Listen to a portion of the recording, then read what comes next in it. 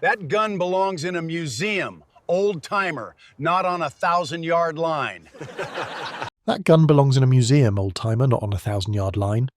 The kid said it loud enough for the whole firing line to hear, and a couple of the others laughed, the easy laugh of young men who have never once been wrong about anything that mattered. The old man set his canvas rifle case down on the bench without a word. He didn't look up. He just unzipped it slow, the way you'd open a coffin, and let them keep laughing. They had no idea they were laughing at the last living man who'd ever made the shot they were about to call impossible. If you've ever been underestimated because of your grey hair, your worn boots, or the years on your face, type Semper Fi in the comments right now, because this one is for you. His name was Raymond Doss, and at 80 years old he had driven 4 hours that morning in a 1994 pickup with a bad heater to attend a long-range precision clinic he hadn't been invited to so much as tolerated at. He had read about it in a sportsman's newsletter, the kind printed on cheap paper that still smells like the hardware store. $200 to spend a Saturday on a private range in the high desert, with instructors who'd shot for the national team. Ray had folded $200 bills into an envelope and mailed it without telling his daughter, because his daughter would have asked why a man who hadn't fired a rifle in 51 years suddenly wanted to drive into the mountains alone. He didn't have an answer she'd have liked. He wasn't sure he had one at all. He just knew the anniversary was coming, the way it came every year, and that this year he didn't want to spend it sitting in the kitchen looking at a photograph. The clinic had 11 shooters. 10 of them were under 35, and they had arrived in trucks that cost more than Ray's house, with rifles that cost more than his truck. Carbon fibre stocks the colour of gun smoke, suppressors machined to tolerances tighter than a watch, scopes with built-in computers that talk to handheld weather meters that talk to phones, so that a man could stand on the line, press a button, and be handed a firing solution like a receipt. The loudest of them was a young shooter named Trevor Cale, 29, who ran a popular channel and had 4 sponsors patches on a shooting jacket that had never been rained on. Trevor had a way of explaining things to people who hadn't asked.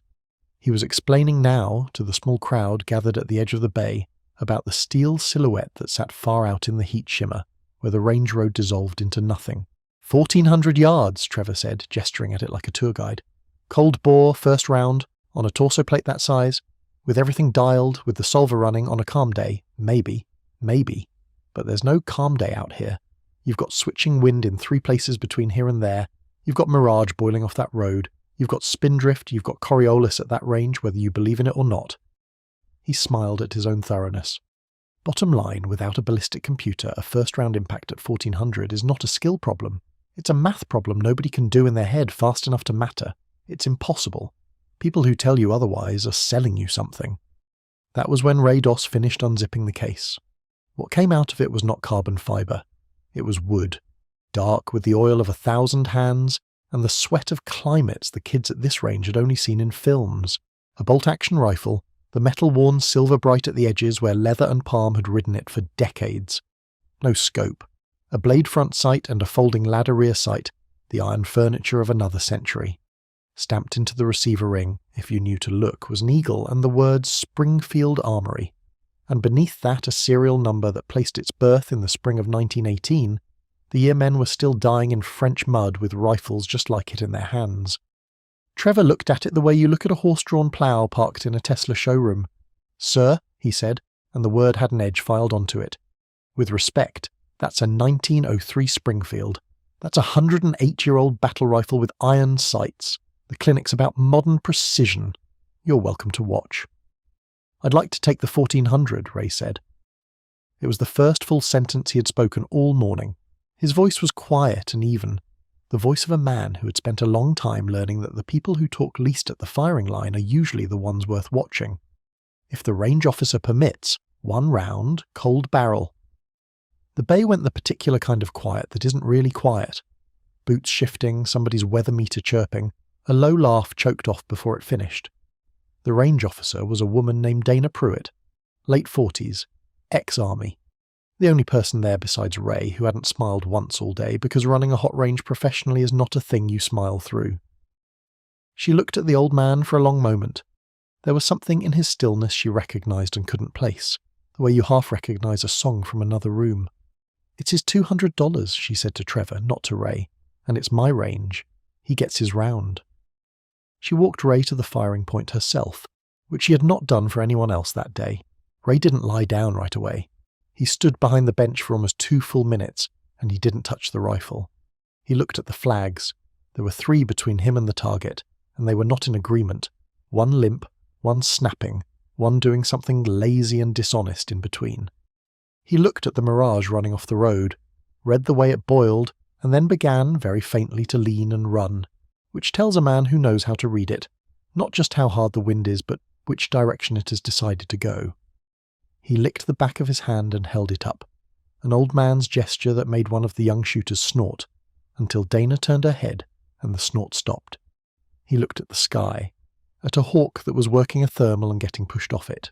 He was, the whole time, moving his lips very slightly, and Trevor leaned to the shooter next to him and murmured something, and the shooter grinned, and Ray Doss did the arithmetic of his entire life behind his eyes, where none of them could see it. 610 meters of drop he had to bury in that little ladder site. A 9-mile-an-hour wind that wasn't 9 the whole way and wasn't from one direction the whole way, so it wasn't one number. It was 3 numbers he had to average the way you average a thing you've done 10,000 times, until the averaging stops being arithmetic and becomes a feeling in the hands. The bullet would go to sleep and start to wander past 1,000. It would drift right from its own spin like water turning down a drain. The earth itself would slide a few inches out from under it, in the long seconds it was in the air. He had no computer. He had never had a computer. He had a man's voice in his head from 51 years ago saying, "Don't chase the flag, son. Believe the mirage, the flags lie, and the heat tells the truth." And he had the only thing that voice had ever really given him, which was the ability to hold all of it at once and not panic. He lay down behind the rifle. He worked the bolt and chambered one cartridge, a hand load, a heavy 190-grain bullet. He'd seated himself at a bench in his garage by lamplight 3 nights running because his hands weren't fast anymore and he'd wanted them to be sure. He adjusted the ladder sight with a thumb, looked, adjusted it a hair more. He held off into the wind by an amount nobody could see him decide. The line had gone silent for real now. Even Trevor had stopped narrating. There is a thing that happens sometimes when a person who truly knows a craft begins to perform it in front of people who only thought they did. And the air on that firing line had just changed temperature. Ray Doss breathed out, and somewhere in the bottom of that breath, between one heartbeat and the next heartbeat, the old rifle spoke. It was not a modern sound. It was deeper and rounder and older than the rifles around it. A sound with a history in it. The bullet was gone for what felt, to everyone watching through their $1,000 optics, like an absurdly long time, long enough for one of the young men to start to say something, long enough for that word to die in his mouth. And then, 1,400 yards away, in the shimmer where nothing was supposed to be possible, the steel silhouette rang and rocked back on its hinge with a sound that reached them a heartbeat later, flat and final, like a bell at the bottom of a well. Nobody cheered. That's the part people always get wrong when they imagine a moment like this. Nobody cheered, because cheering is what you do when you're surprised, and what came over that firing line wasn't surprise. It was something closer to fear, and then closer to shame, and the silence held until a vehicle nobody had heard approach came up the range road in a slow plume of dust and stopped, and a man got out of it. He was somewhere past 70, straight-backed, in a windbreaker with no patches on it at all, and he did not walk to the firing line so much as he was pulled to it. Dana straightened when she saw him. She knew the face. Most of the precision community did.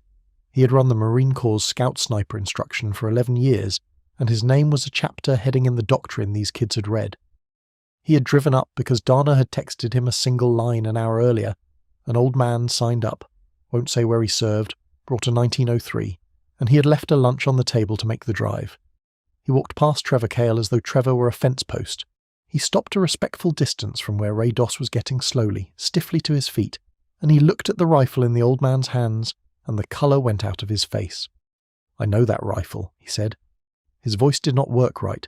"There's a notch filed in the butt plate, 3 notches. He looked up at Ray's face then. Really looked. The way you look for someone under 50 years of weather. Corporal Doss, 1st Marine Division, Hill 55, the spring of 70. You're not in any book because the after-action got buried for 30 years, but I taught your engagement to 2,000 Marines and I never once got to put a face to it." He stopped. He had to. "They told us the spotter who called the wind for that shot didn't come off that hill. They told us the shooter carried him down and never fired a rifle again." Ray Doss stood there in the desert with the old Springfield held across his body, the way you hold something that is partly a rifle and partly a person. And for the first time all day, his quiet broke. Just at the edges. Just enough. His name was Daniel Pruitt, Ray said. He did not look at the instructor. He looked, very deliberately, at Dana, who had gone absolutely still beside the firing point, one hand flat against her own chest as though she were keeping something in. He was 19. He called my wind on a shot longer than this one with the enemy already inside our wire and our radio dead, and he was right, the way he was always right, because he didn't trust the flags, he trusted the heat. He told me the flags lie and the heat tells the truth. And then he stood up so he could see the next correction over the grass, and that's the part I've spent 51 years trying not to. He stopped. His jaw worked. I carried him 11 kilometers. I never fired a rifle again. He had a baby girl back home he never met. I never knew what became of her. I just knew the date, and the date came around again this week, and I am 80 years old, and I did not want to spend it in my kitchen. Dana Pruitt's father had died on a hill in Vietnam 4 months before she was born. She had grown up with a folded flag and a name and a single line in a citation she'd memorized as a child without ever once meeting a soul who'd been there. She crossed the firing line. She didn't say anything either, because there wasn't anything. There's never been anything. And she put her arms around an 80-year-old stranger who had carried her father down a mountain before she was born. And the old Springfield was between them, and that was right, because the rifle had been there too. The young shooters did not laugh. Trevor Cale had taken his cap off at some point without seeming to decide to, and was holding it in both hands the way you hold a cap at a graveside. The man who had taught the shot to 2,000 Marines came to attention on the firing line of a private desert range. An old man with no reason left to salute anyone, and he saluted anyway, and held it, and the only sound was the 3 flags arguing in the wind and far out in the shimmer, the steel still faintly swaying on its hinge. Ray Doss did not make that shot to prove anything to the kids with the carbon rifles. He made it the way you light a candle. He'd carried a math problem in his head for 51 years that no computer could solve, because the answer to it was a 19-year-old's voice saying trust the heat, and once a year he needed to know the voice was still in there. Still right. Still worth the wait. The computers can do the wind now. They cannot do what Daniel Pruitt did, which is be right when it costs everything, and stand up anyway so the next man can see. The kids learned something at that clinic worth more than the $200, and so did the old man, and so, maybe, did the daughter. If an old soldier ever taught you that the people worth listening to are usually the quietest ones on the line, type Semper Fi in the comments and subscribe, because we keep these stories alive here so that men like Ray Doss and boys like Daniel Pruitt are never ever the ones nobody got to put a face to.